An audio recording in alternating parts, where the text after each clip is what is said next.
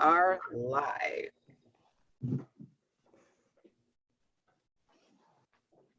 Let me go here.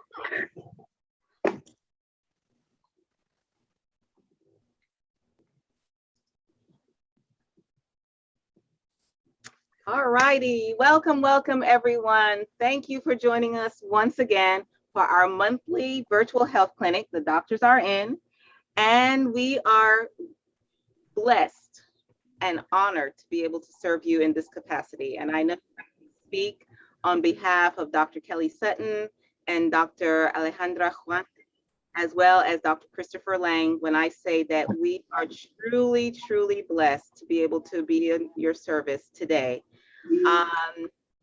And so we're going to open it up. Any questions? Oh, I had one question that came in, Dr. Laing. I'm so glad. Okay. One question that came in.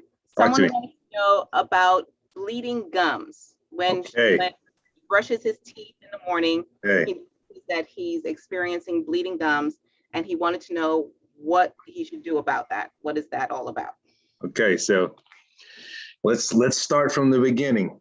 Okay. There is a ecosystem of bacteria in your mouth that is in balance. And when we see disease, it is because that bacterial ecosystem is out of balance. And so, in other words, the disease-causing bacteria are in higher numbers. They are growing, and they have kind of the monopoly on the resources in the mouth. So they grow. And because they are disease-causing, they incite inflammation. So we would notice this as red gums, or possibly painful gums, swollen gums.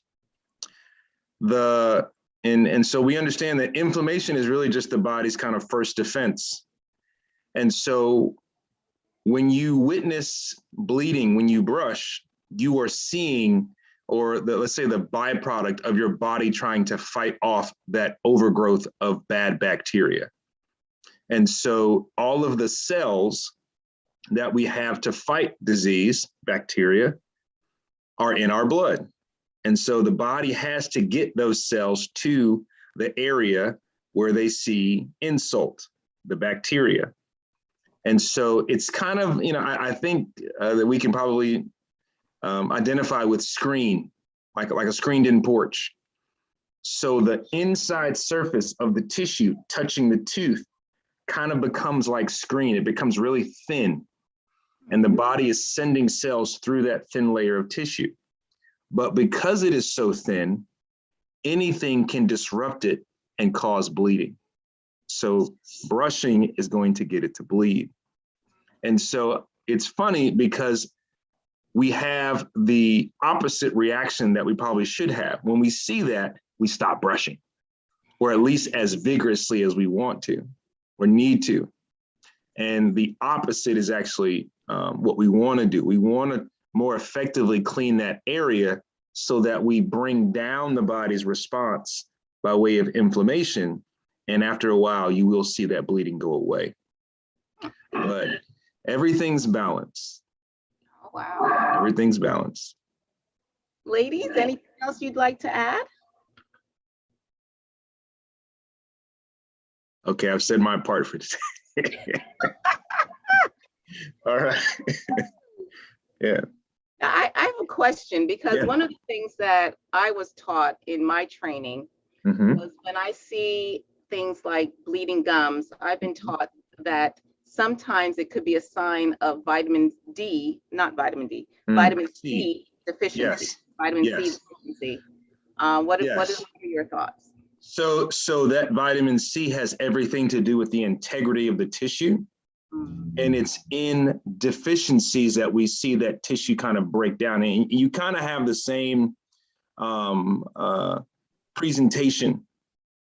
And so I don't think, we hear it more, in storybooks, we hear about scurvy and things like that. And so scurvy is essentially just a deficiency in ascorbic acid or vitamin C.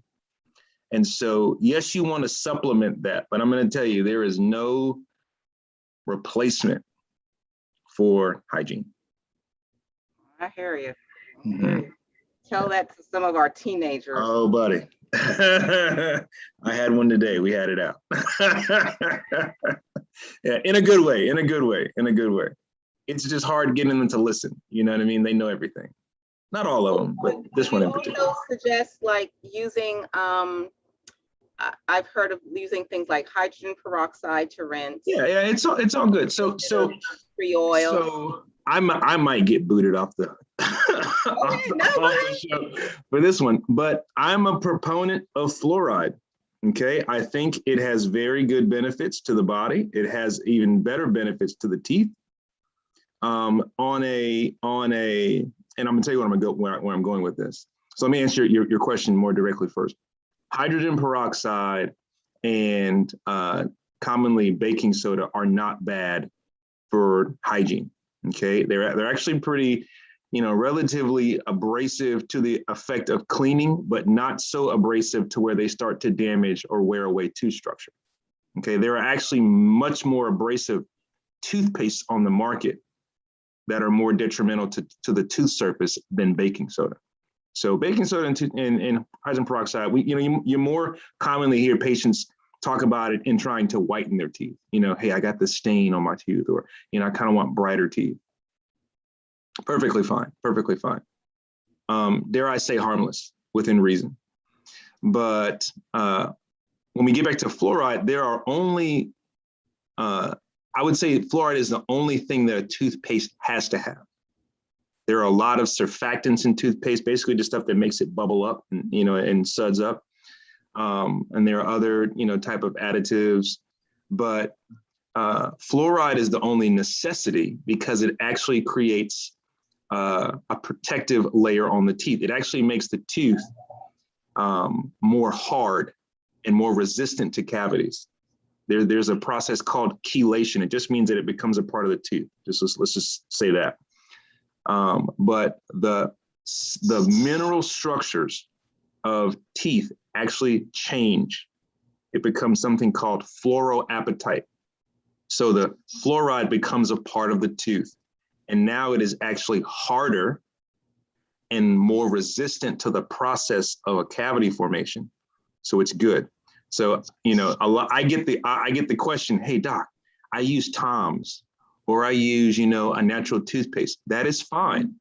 It's not that it's wrong, but you're missing the kind of protective element in your toothpaste if you don't use fluoride. Now this is what I enjoy, because I'm gonna open the floor for the heavy hitters, because I'm just little babe in this whole deal.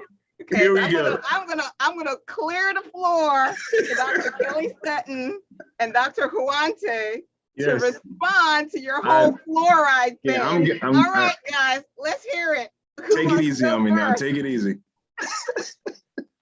Well, I think fluoride is important, but it's also associated sometimes to make like little calcium deposits in the brain, especially in the pineal gland. So I would say that you could use sometimes fluoride when you have your gums with inflammation, where you have bleeding and stuff like that, to keep a healthy mouth and teeth. But you also need to rest from fluoride to avoid this kind of problems. So maybe I would say half of the year use fluoride toothpaste and half of the year use a non-fluoride toothpaste, or a month and a month. So you can have like this balanced hygiene on your mouth. That's my thought. I'm gonna hold my comment until I'm gonna get them all out there first. Dr. Sutton. No, I do have a reply to that. Oh, go ahead. No. I want some more. I wanted to see if anybody else had anything to say about it. Go ahead, Dr. Sutton. Thank you. Fluoride lowers IQ. So we have to ask, what's the deal that's more important? And it also increases the absorption of lead into the body. So if fluoride could be applied topically and never get any systemic absorption, not a problem. But you swallow toothpaste.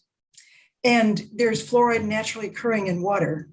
And the biggest thing with cavities, maybe you're a dentist, Dr. Laing, I'm not, but my understanding of cavities, it's mostly sugar and hygiene. So I don't think fluoride's that big a benefit. I think there's a greater risk to it. And we've already got water supplies that are contaminated with glyphosate and arsenic and lead. A lot of countries other than the United States have put fluoride out of the water. And I don't know how many studies there are, maybe 57 or so, that document the loss of IQ points with fluoride. I think it's fluoridealert.net that is the website that has those studies. Okay. Okay, so let's talk about this. Hold on, one of the things I would also like to put into that is, we always talk about getting to the root of the problem, every pun intended in this case. And as a statistician, mathematician, researcher, I always look at cost benefit analysis, you know, and I think unfortunately in the medical profession, they have gotten away from the Hippocratic oath of first do no harm. Because when I look at the utilization of fluoride, I ask myself, is there something that can be used instead to create the same benefits without the drawbacks? And so we look at, number one, what is causing the decay of the tooth. It is not a deficiency of fluoride. You know, what's causing the decay of the tooth is a lot of different issues. It could be stress. It could be, you know, what we call overuse of sugars, microbiota, and all of those different things that are coming together that create an unhealthy environment in the tooth and therefore creates the decay of the tooth. And so that is what precedes the need for resealing the tooth, hardening the tooth, blah, blah, blah, yak, yak, yak. And I always go back to utilizing things like, say, for instance, tea tree oil. And tea tree oil is very good in terms of being an antibiotic to be able to get rid of the bacteria that may be eroding the teeth, utilizing things like hydrogen peroxide and baking soda, like I said, to clean the teeth. And as Dr. Kelly Sutton said, many municipalities in our nation already put fluorine in the water any old way. And that has been very much associated with neurological issues, including decrease in IQ. And I'm very concerned about what happens with our children, because if we simply think of, oh, we just keep on putting this Band-Aid of fluoride onto the teeth, we're not dealing with the underlying issues which create even more problems, because the issues that are creating the decay in the tooth are also causing other systemic issues in the body. And if all we're doing is utilizing this Band-Aid of fluoride to patch up the teeth, we're not dealing with the other things that are occurring because of the root causal issues. So that's my take on it. Let's go to that. We got a whole lot to write. Okay, so let's talk about this. Okay, so when I was saying, okay, so most things in the mouth are bacterially motivated. Okay, now we have to agree that caries is one of the most common diseases in the world. Okay, we can agree on that. Okay, now cavities are not caused by sugar. Let's clarify that. Okay, cavities are a result of the pH on the tooth surface becoming acidic enough to dissolve tooth structure. Okay, so now sugar does come into play. Okay, because the bacteria process sugars by the same processes that we do, by glycolysis. Okay, now I agree with you that there is a much more dynamic situation in the mouth that results in a cavity. Okay, one is saliva flow. Okay, so we are on a bunch of medications Okay, we're on hypertensive medications that have been directly related to xerostomia. We have mood altering medications and mood stabilizing medications. Just the fact that we combine medications can compound xerostomia or the experience of dry mouth. Okay, so if we lose all of the protective elements in saliva, we lose our battle against cavities. Okay, so we're talking amylase, we're talking buffers, we're talking a lot of things that are in saliva. One thing. Now, when we eat, the digestive system itself has to be acidic slightly to promote digestion. And so we're talking about a resting pH from 7 to be neutral. We're talking very mildly acidic. We're saying like 6.65 or something like that, okay? But when we think about points, the surface of the tooth only has to reach 5.5, at which the tooth structure begins to dissolve, okay? So not so much sugar, but frequent eating and not allowing the natural process of the body to remineralize those areas of insult that are going to cause cavities, okay? So we have medication, we have saliva flow, we've already talked about the hygiene component, and then other things like if you wear a partial or you have a retainer, the fact that, you know, it kind of harbors things in close contact with the tooth, you know, all these things work in play. My concern is that, and Dr. Sutton touched on it, because all of these formulations of fluoride are topical, the introduction of fluoride by a dentifrice, a toothpaste, is not to the level of toxicity, okay? I don't, and that's where I like to, you know, when we have these healthy conversations, Dr. Sutton, we haven't had like the ground conversation where, you know, I like to be right in the middle. I want healthy patients. And so if my patients have to do it in a holistic way, I'm cool. If they have to do it with traditional Western medicine, I'm cool. But what I don't like to do is nullify one view versus another, because we learn how the body works and we just manipulate it. We don't heal people. We manipulate systems that already exist, right? And so when we talk about fluoride, we know that one, fluoride will hinder the bacteria's ability to process sugars. And at the step of oxaloacetate in the glycolytic pathway, when they're processing sugar, they cannot do it. They get to a molecule they can't process and they die. So that's why fluoride is so effective. Fluoride again makes the tooth harder and more resistant to cavities. So now that pH of 5.5 is not so effective on the tooth surface. And so that's why these things are important. I can't argue whether or not fluoride causes IQ levels, because at least where I meet fluoride, it's not to the systemic toxicity effect. We don't get that deep, okay? And I don't think that we're getting toxic levels from topical fluoride. And no one is swallowing that much toothpaste to where they can, you know, link toothpaste use to toxicity. I will also say this: most over-the-counter fluoride is less than 1%, less than 1 part per million. We're talking about maybe 0.23% sodium fluoride or stannous fluoride, whatever the type of fluoride in the specific toothpaste, whatever they decided to use, the company decided to use. It is so low within and of itself. And then add that to the fact that it's topical. Well, one of the things that we look at, and I know Dr. Kelly Sutton does this tremendously, is we're not disagreeing with you in terms of what fluoride can do.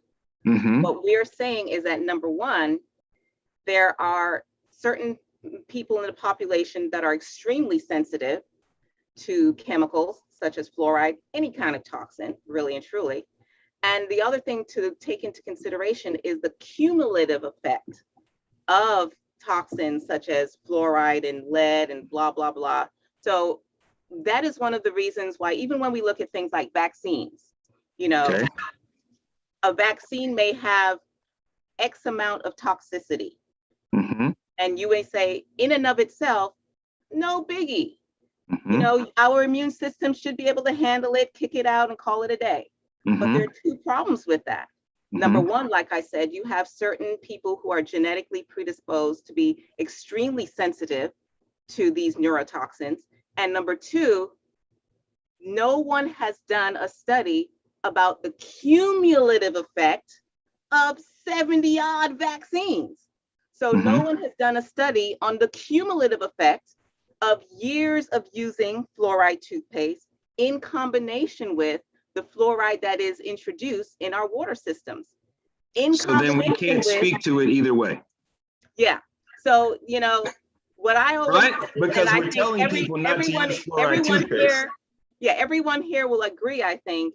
Yeah. When we come together, what I love about this is that it's giving people more information. Yes. And more things to think about. Absolutely. And everyone has to make a choice based on your individual situation. Yes. And to, again, as I said, contemplate what are, quote unquote, alternatives that you can use. Yes. What are alternative ways of dealing with the hyperacidity in the mouth? What are alternative ways of dealing with the increased bacterial count? And what are alternative ways of hardening the tooth?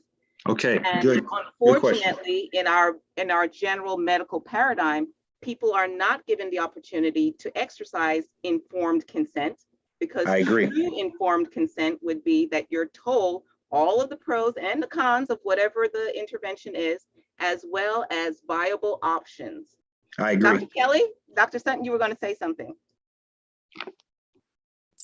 I just gave you the wrong website. It's fluoridealert.org.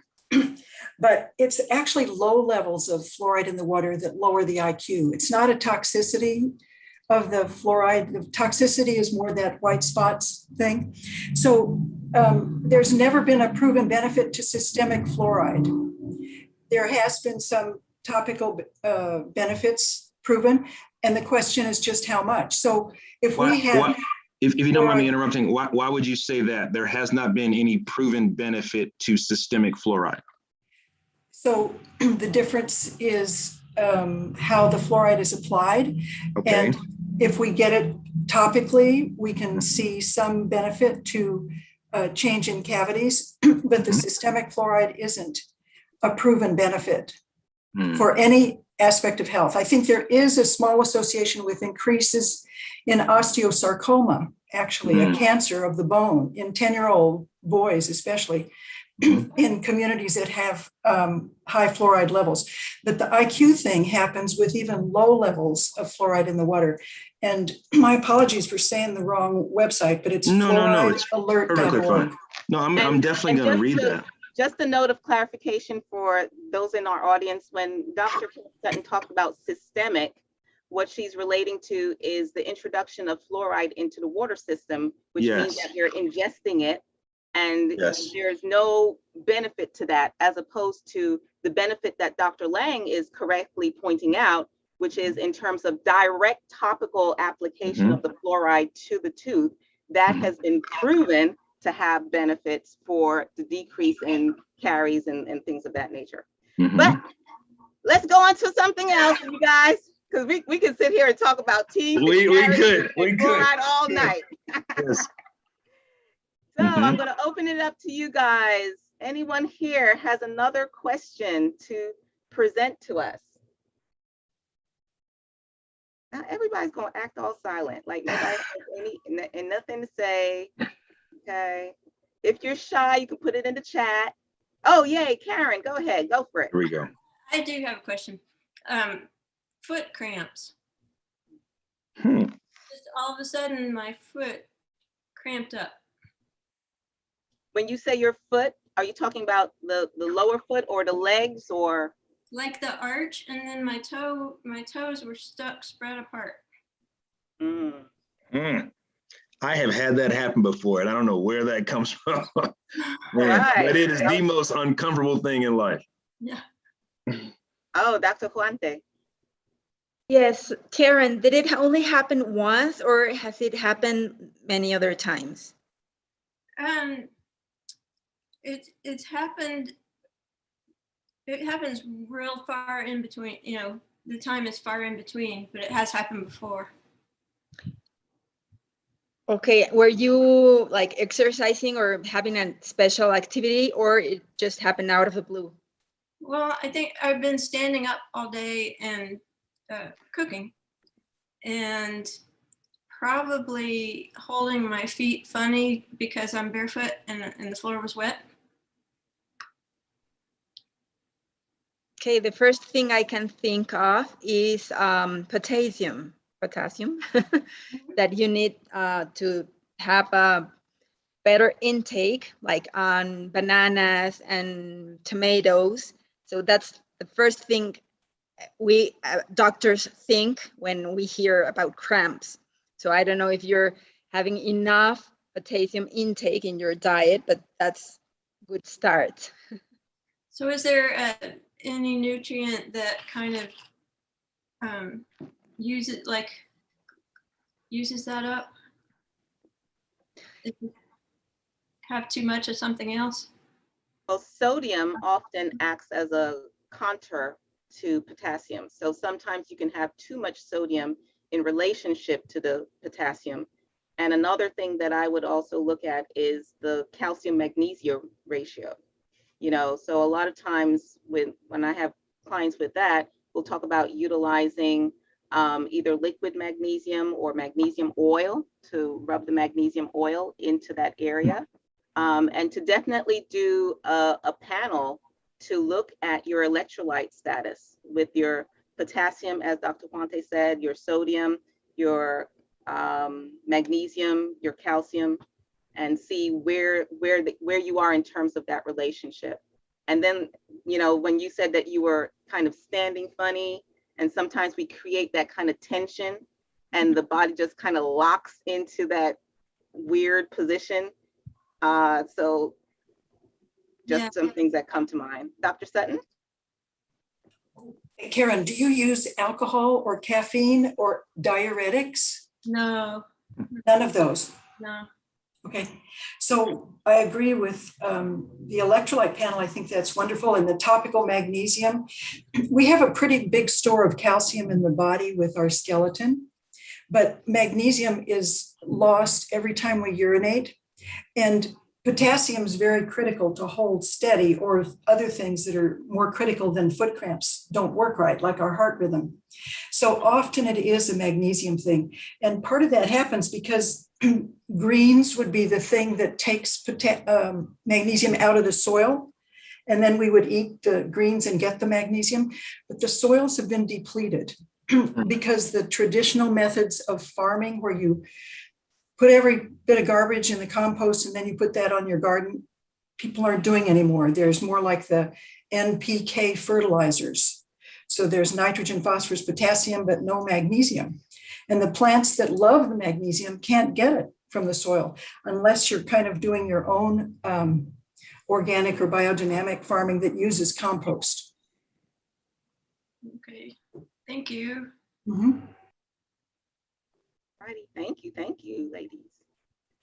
Another shout out for gardening and growing our own sprouts and all that. You have a garden, Dr. Laing? I do. Awesome. What's in your garden? This year it was tomatoes and red spinach. I dug it up because all of the I think they're called they're basically like a little worm, but it's a caterpillar. They ate all my red spinach, but that was cool because it kind of kept them off my tomatoes. So that was okay. But this year I dug it up, and I'm gonna do an above ground garden this year. And I have blueberries, blackberries. I'm gonna do muscadines, tomatoes, peppers, and greens. I'm coming over to your place. Hey, oh yeah, I'm coming over. Tell me when it's harvest time. Yeah, I'll have to come over and just and do a swing by. Just That's right. get some of that You're good more than stuff. welcome. You're more than welcome. But, you know, I was just thinking about what you said with the spinach, and that was another connection that I made for myself personally, that at some point I was supplementing with calcium. And when I was supplementing with calcium, my body acts really differently from most people's bodies. So usually when you do calcium, they tell you to do like the ratio of calcium to magnesium would be 2 to 1. But I found for my body, it was actually the reverse, that I needed 2 magnesium to 1 calcium, because if I did anything with calcium, oh my God, I would just lock up all of my muscles, my gut, everything.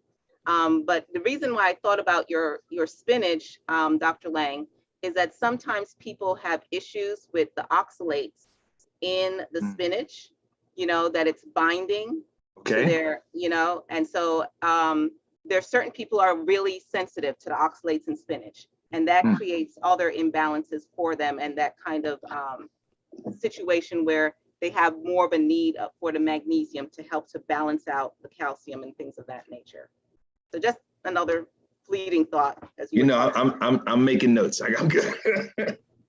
I'm making notes. I love it. I love it. Yay. Could I ask if anybody's heard about the autonomic nervous system theory of diets? Because it relates to all these calcium, magnesium things. It says that there's some people who are sympathetic dominant, they're more fight or flight, and maybe that's you, Michelle. And then there's the parasympathetic dominant, who are the rest and digest. And the sympathetic dominant needs more magnesium and potassium. And the parasympathetic dominant needs more of the calcium side of things. So I think it is Nicholas Gonzalez who used that kind of diet. He said there's really like 10 different types if we look at how the nervous system is wired. And the extreme would be the full sympathetic dominant fight or flight, and the other extreme, the full parasympathetic, and then there's 8 in the middle. So there's a lot of variety to figure out what people need. That makes me think about the Walsh Protocol, you know, that we utilize, especially with people who are experiencing challenges with mental illness. And it's looking at the genetic components and also the levels of various minerals and other elements within the body, because then that dictates how people utilize these various minerals, utilize these various nutrients, including your B vitamins. So as you said, there's certain people, folate, yes, they absolutely need it. Other people, you give them folate and they will go plumb crazy, literally, you know. And so this really gives more highlighting to that bio-individuality that we've all been talking about, where each person has to do that deep dive into yourself and to pay attention to how your body responds, you know. So don't pay attention to any of us. I know we look cute and everything, but always prioritize how your body's responding and pay attention to that. And what I always tell people is listen to that voice, what I believe is the voice of God that speaks to you and gives you insight into what is specifically needed for you. And I can't tell you how many times I have gone into prayer asking for insight, either for myself or for other people that I'm working for. And then all of a sudden, I will come across a report, I'll come across a video or something. And then it's like, that's what it is. Eureka. Very nice.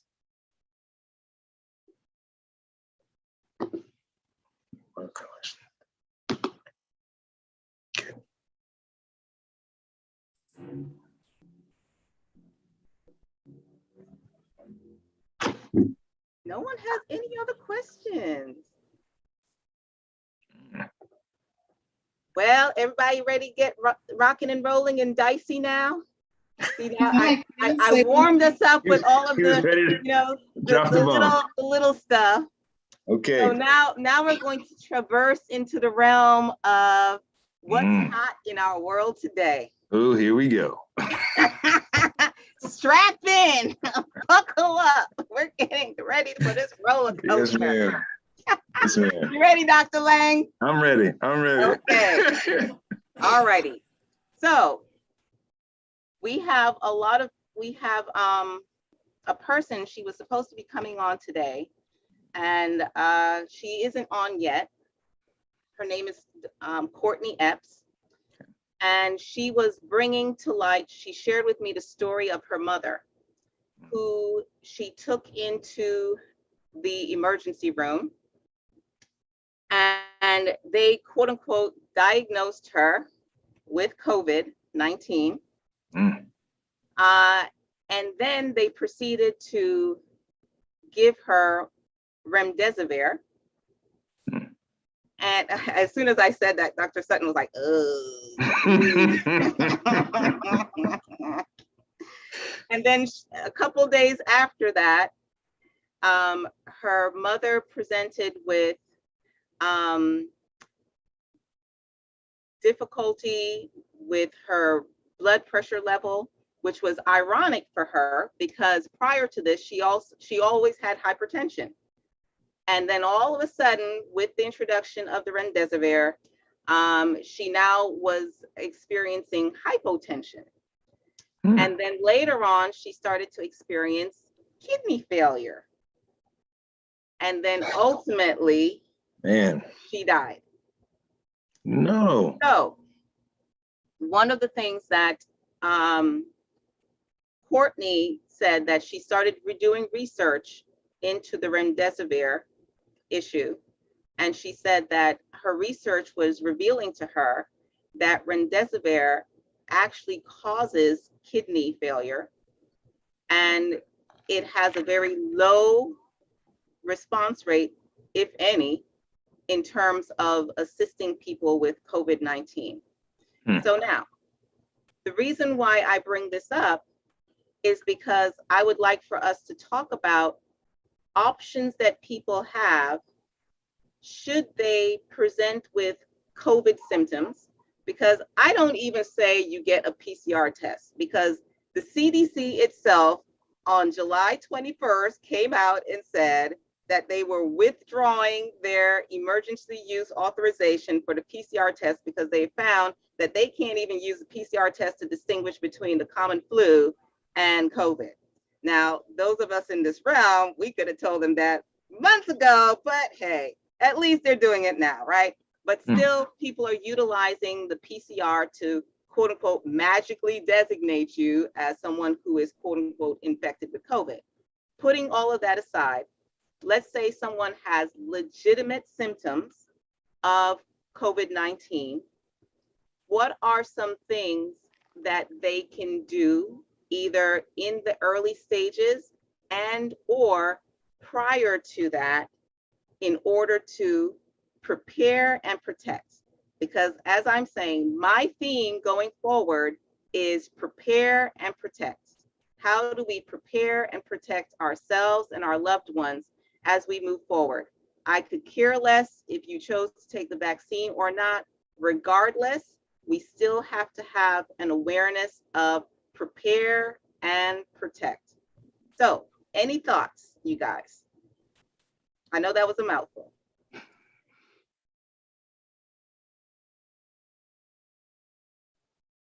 Well, I would say having a good diet, eating a lot of fruits and vegetables, high vitamin C and zinc, and vitamin D is also important for keeping us healthy, especially with on COVID. Exercising, taking sun at least 15 minutes a day for our chakras, our aura. and also keeping like this healthy mind instead of being in fear like we talked about last time. We need to be as healthy as we can on our minds, having like happy thoughts or having like a high vibration emotions, living in love, living in appreciation, in gratitude. So this will keep us in high vibration, and this will keep us healthy. And even though we come across with the COVID, it won't attack us, or it won't make any symptoms in our bodies if we have a high emotions in our body. That for one part, and the vitamin C, D, and zinc.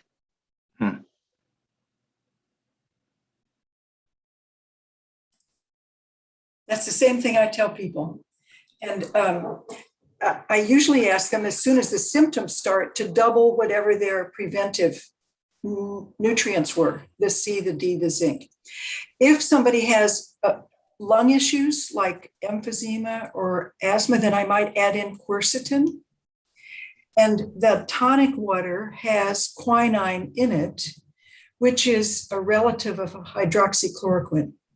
So if somebody is, say, obese, elderly, and around people with a lot of COVID issues, then you can use pharmaceuticals preventively, both hydroxychloroquine, 200 milligrams twice a week, or ivermectin once a week, which is based on body weight, can be used if somebody's in a high exposure time period. And they both can be used as early home treatment so that hopefully you get something good for the person that's effective for COVID symptoms that we're assuming this is, so they don't have to end up in the hospital with more invasive sort of treatments. And, you know, I would love, Dr. Sutton, if you would talk to us a little bit more about anthroposophic medicine, because one of the things that I have been contemplating is the paradigm that we utilize in our Western culture. And what I mean by that is this paradigm of war, you know, so within the realm of quote unquote medicine, there is this adversarial relationship where it is us against Mother Nature, us against the viruses, us against the bacteria, and now us against each other. Ooh, don't even get me started. Okay, so what I'm contemplating is perhaps let's go out in Never Land or in Alice in Wonderland. Let's go down a little rabbit hole for a little while. Is there a possibility that the viruses are not necessarily adversaries? The same way that we've come to start to now acknowledge that bacteria are not necessarily our adversaries. Sometimes they, you know, when we create an imbalance of one versus the other, but even if we talk about candida, we need to have a certain level of candida because they serve a function. And in reality, it's not that candida is the bad guy, but rather they become more populated in certain environments. So I would love for us to perhaps peruse the idea of stepping back from this war-like mentality and perhaps considering what could the viruses be teaching us about our inner terrain, about our lives, about even the fact that now we're at each other's throats, vaccinated versus the unvaxxers, you know, the emotional rapture with fear and anxiety, which I believe the true pandemic is one of chronic illness, and that viruses, bacteria can become opportunistic. I agree. In the sense of, ooh, there goes a buffet. Yay, hooray. Amen. But Amen. They're not really there. It's like we're looking for a scapegoat, and the poor virus is like, man, I just happen to be here trying to get some breakfast, man. Why you gonna blame me? We're gonna scapegoat the poor COVID virus. Amen. Amen. But that's just me. I would love to have that discussion with you guys. I would love to hear where you guys are coming from. I totally agree. Totally agree. You know, we had this conversation, I mean, some 6 months ago, where we were saying, you know, the thing most notable about what we're experiencing right now is how it kind of caught America with their pants down. And it's like, you know, and this is when we were first realizing who was most affected and who was getting sick. And, you know, it was this community and, you know, but it essentially boiled down to not being able to withstand the you know, now I dare say insult. Let's say, you know, the interaction. You know, they just couldn't withstand the interaction, and they succumbed to it because we got caught slipping, so to speak. Those who were most affected were the ones who had the most comorbidities. Those were the ones who didn't really have the immune systems to, you know, to kind of go with it. And so, you know, along the lines of what you're saying, I totally agree, because I want, at least from this, you know, we live in America, so I'm just saying, Americans, let's take note of what opportunities we gave coronavirus. Let's make note of that. Like, I mean, it is just heart-wrenching to understand how many people have died from this virus, and we can't discount that. But those of us who have been blessed enough to survive, let's take note. You know, let's make some decisions about who we want to be and how healthy we want to be, so that this will happen again. Well, my question is, are people really dying from a virus? I don't think we can say no. Because, okay, this is what I say. If you were not strong enough to withstand the interaction, are we blaming your weak immune system? Are we blaming the thing that took you out? We can't discredit the thing that took you out, but the root of it was that you couldn't take it. Yeah, so really and truly, it goes back to what you were saying. Yeah. That I think, as you were completely correct, that this caught us with our pants down. It did. And what I mean by that is that I have been saying for years, I know Dr. Sutton has been saying for years, and probably Dr. Huante has been saying for years, we have an epidemic of chronic illness in our nation. Yes, I totally agree. And we have an epidemic of people becoming weaker and weaker and weaker. This is the weakest generation I have ever encountered. No, I'm not trying to belittle our children. No, you were correct. I can remember when I first started teaching in 1993. Yes. You know, it was like a rare kid that had to have a prescription. A rare kid. I agree. Whereas 2 years ago, I decided to, you know, go back and do summer camp. And it was like practically every kid had a prescription for something. And every kid was just pale and it's like, Jesus Christ, you know, I mean, we can't survive. And that's really what I think this virus is teaching us, that we have become weaklings. We have no resilience, no emotional resilience, no physical resilience, no mental resilience, no spiritual resilience. Amen. Yes. So that's why I'm asking, are we really victims of a virus, or are we victims of ourselves? I see. Good question. Good question. I am really interested to hear what Dr. Sutton has to say about that. Well, I don't have all the answers, but I know that in the early 90s, late 80s, 12% of kids had chronic illness, and now it's 54%.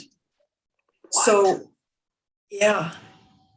And I mean, teachers have to be nurses almost, because they have to have EpiPens. They have to make sure the peanuts aren't in the room, and the asthma medicines are there, or the seizure medicines. And then there's all the special needs kids, with neurodevelopmental issues. So someone said that what could be called the Great Poisoning started in the mid-90s.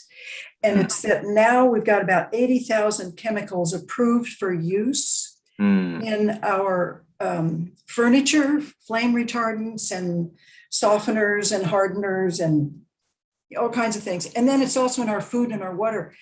And out of those 80,000, 2,000 have been studied for effects on the human being.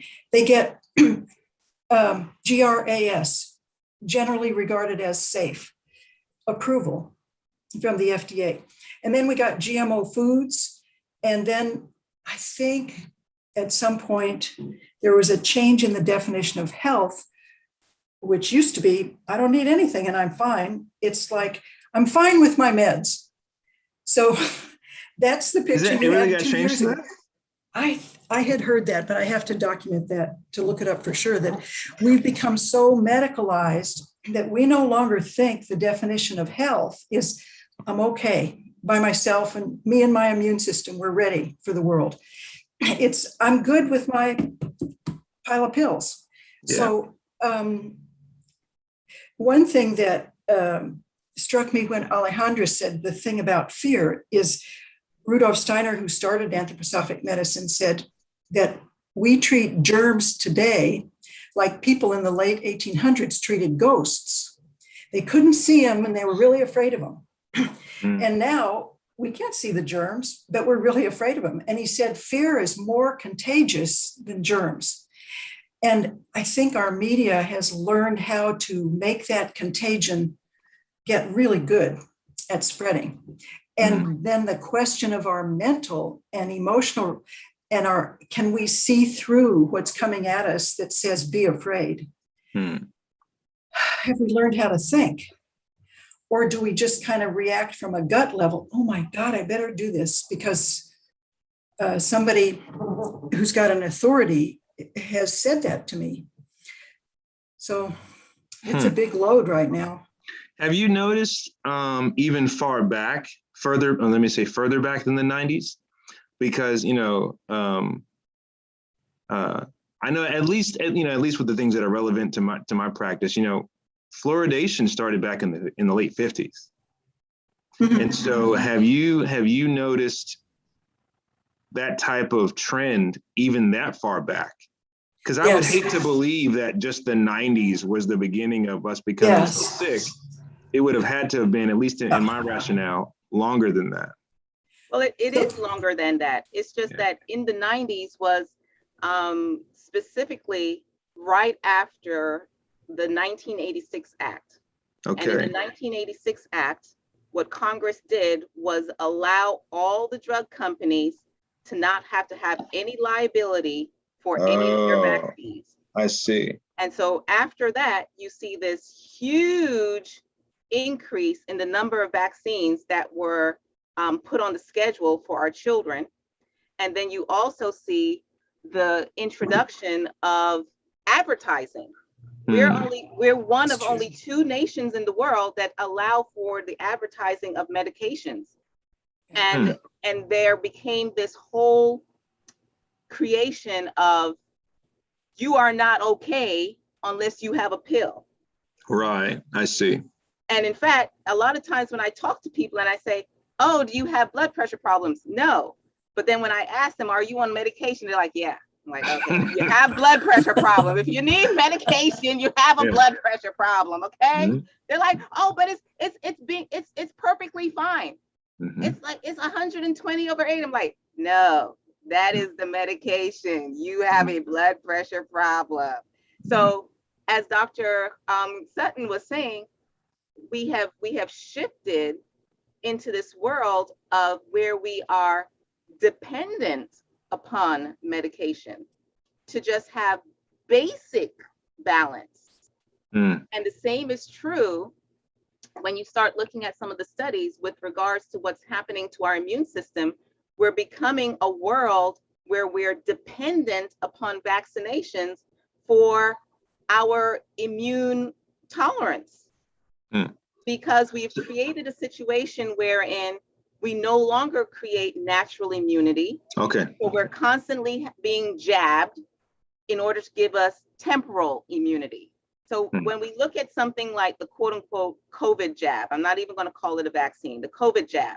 Now they're coming out saying, oh, the levels of antibodies have decreased and you're going to need a third booster shot after just 6 months.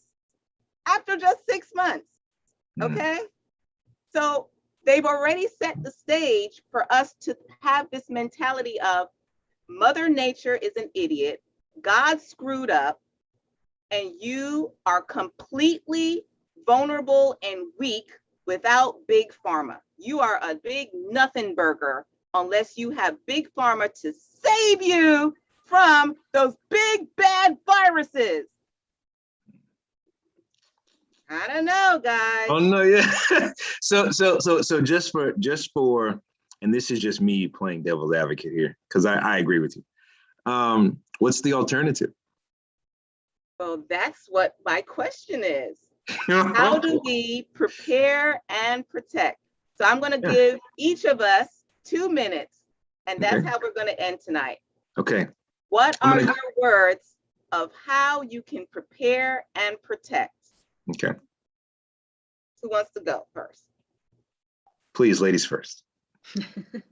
Okay, well, as I said, food, but good food, not in cans, not in packages, no, natural food, natural ingredients, exercise, sun, and good thoughts, and homeopathy. I have treated a lot of patients with COVID with homeopathy, and they are all perfect. So in the early stages of COVID, they take their homeopathy pills or sugar pills, and they are all well. So that's the way I treat them, and I've seen great results.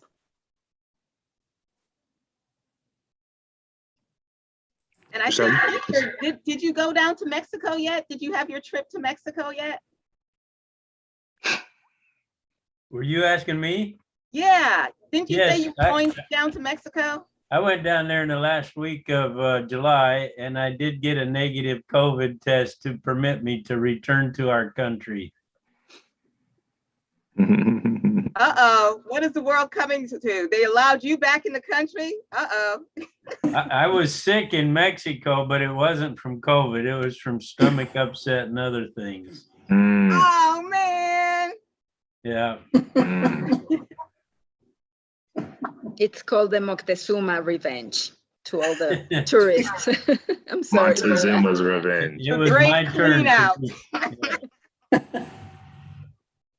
We were talking briefly about the children, and in a way to prepare and protect. I think that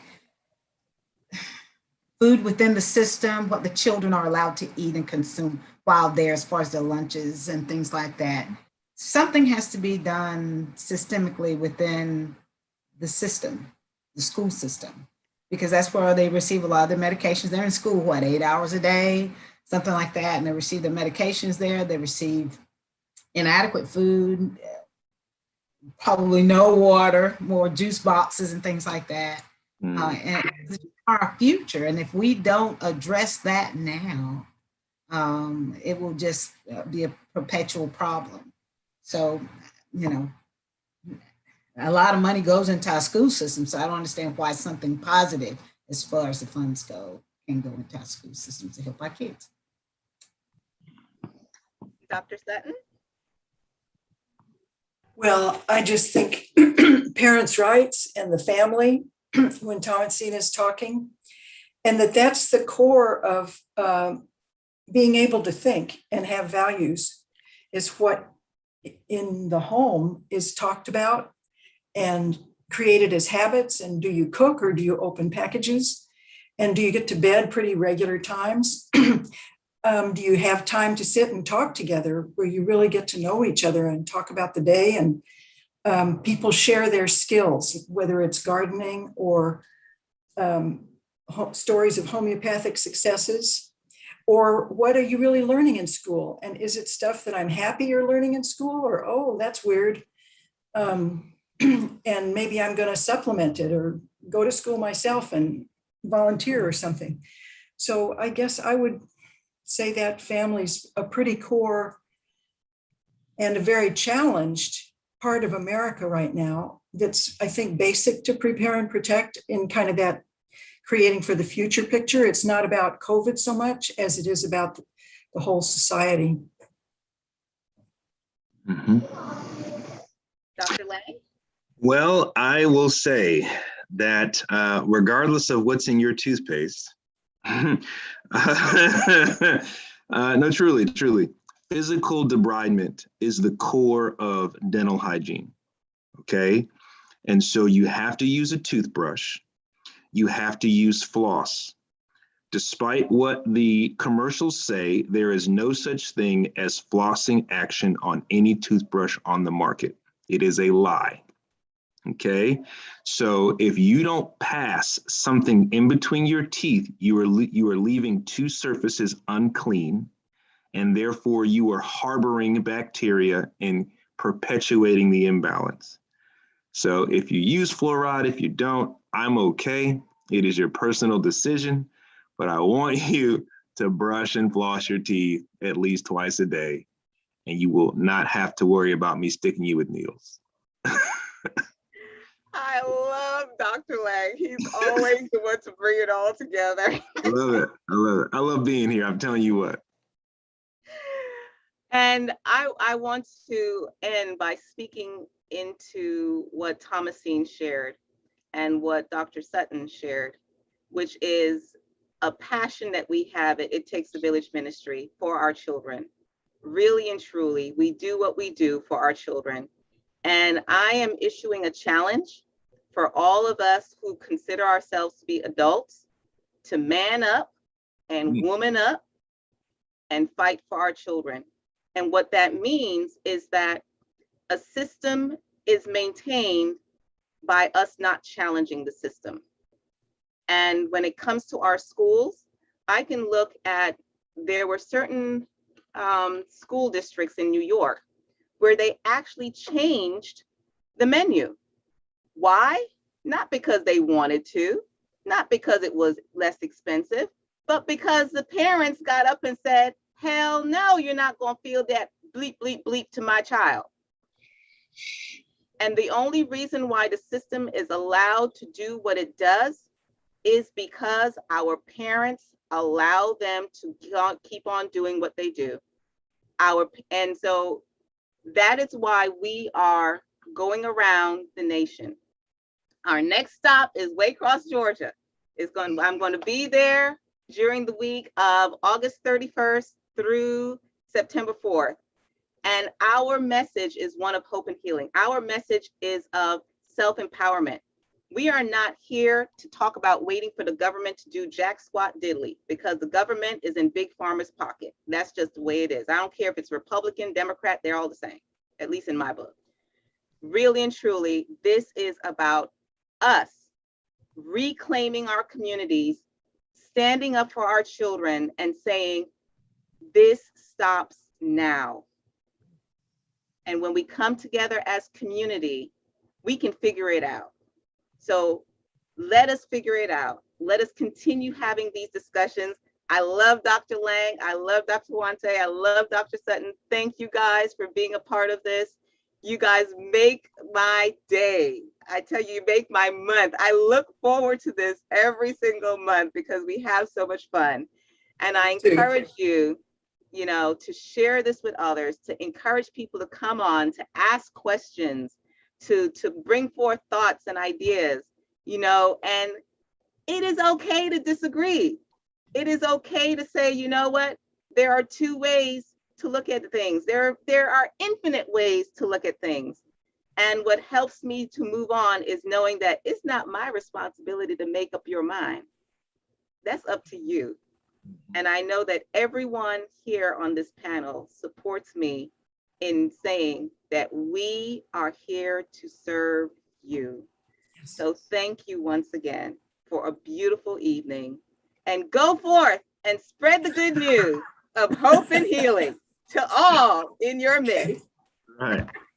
Thank you, Michelle. Say amen. Thank you all. Amen. Thank you. Gracias. Have a good night. Good night. Thank you. Good night. Good right. night.